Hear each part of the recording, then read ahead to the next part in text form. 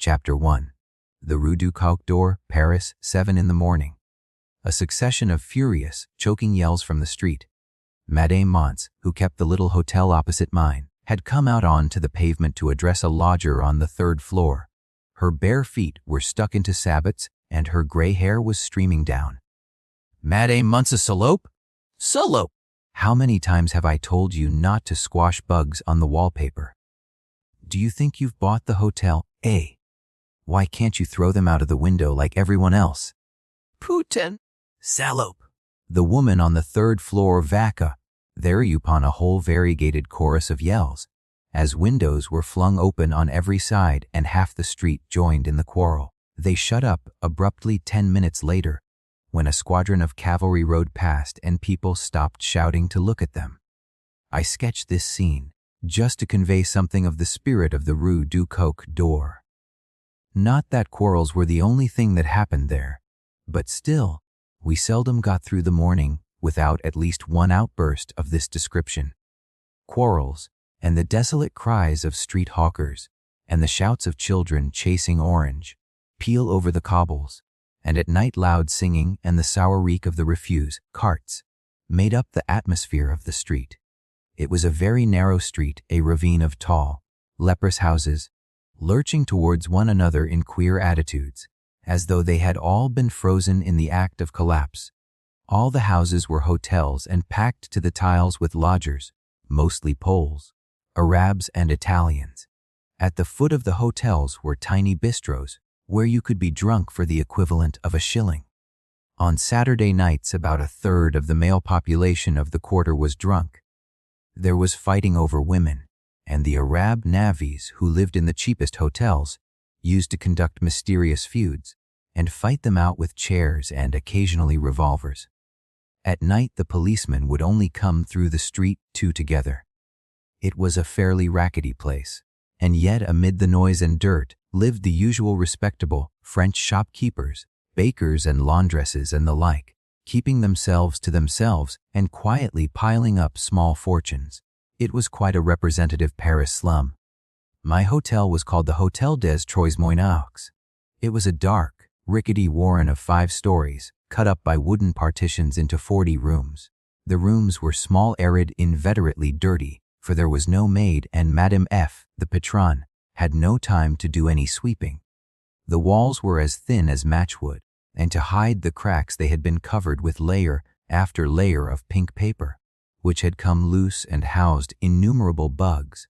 Near the ceiling long lines of bugs marched all day like columns of soldiers, and at night came down ravenously hungry, so that one had to get up every few hours and kill them in hecatombs.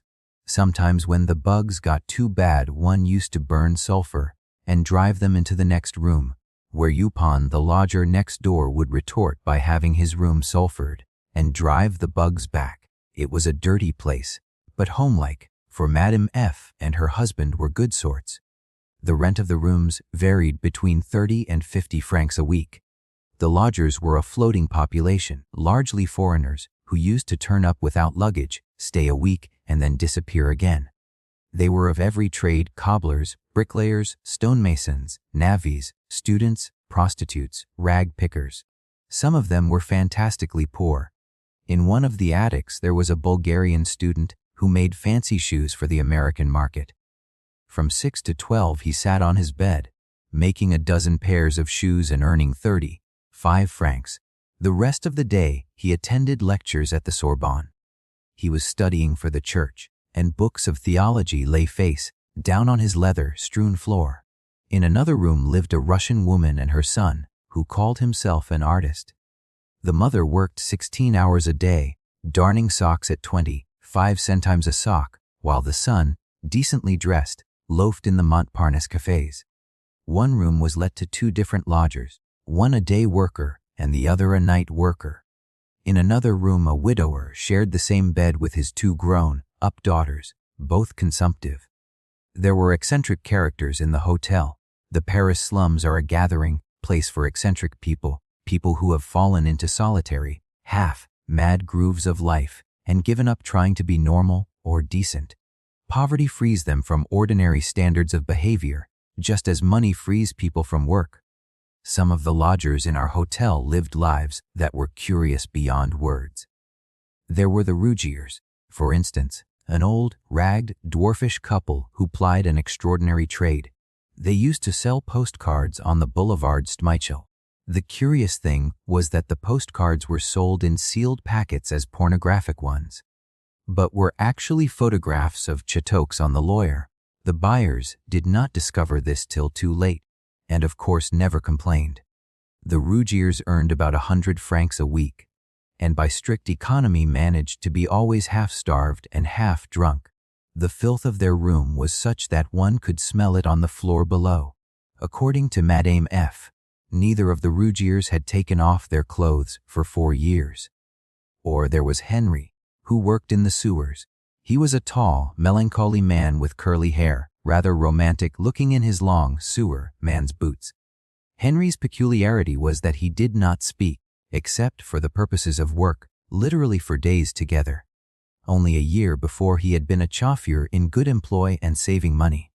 One day he fell in love, and when the girl refused him, he lost his temper and kicked her. On being kicked, the girl fell desperately in love with Henry, and for a fortnight they lived together and spent 1,000 francs of Henry's money. Then the girl was unfaithful. Henry planted a knife in her upper arm and was sent to prison for 6 months.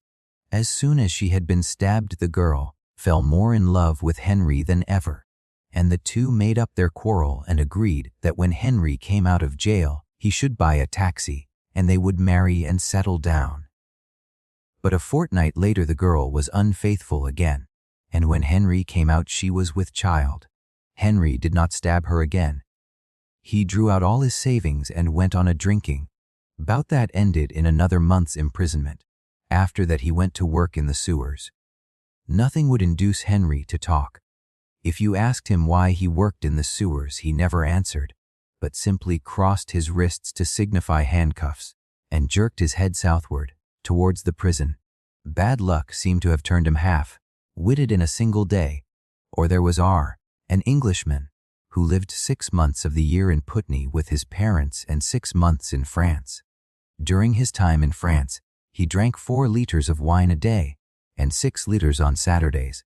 He had once traveled as far as the Azores, because the wine there is cheaper than anywhere in Europe. He was a gentle, domesticated creature, never rowdy or quarrelsome, and never sober. He would lie in bed till midday, and from then till midnight he was in his cummer of the bistro, quietly and methodically soaking. While he soaked he talked, in a refined, womanish voice, about antique furniture. Except myself, R. was the only Englishman in the quarter. There were plenty of other people who lived lives just as eccentric as these Monsieur Jules, the Romanian, who had a glass eye and would not admit it, Furex the Linnæusen stonemason, Roucol the miser, he died before my time, though old Laurent the rag merchant, who used to copy his signature from a slip of paper he carried in his pocket. It would be fun to write some of their biographies, if one had time.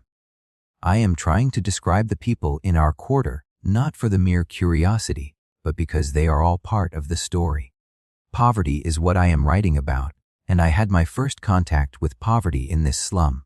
The slum, with its dirt and its queer lives, was first an object lesson in poverty, and then the background of my own experiences. It is for that reason that I try to give some idea of what life was like there.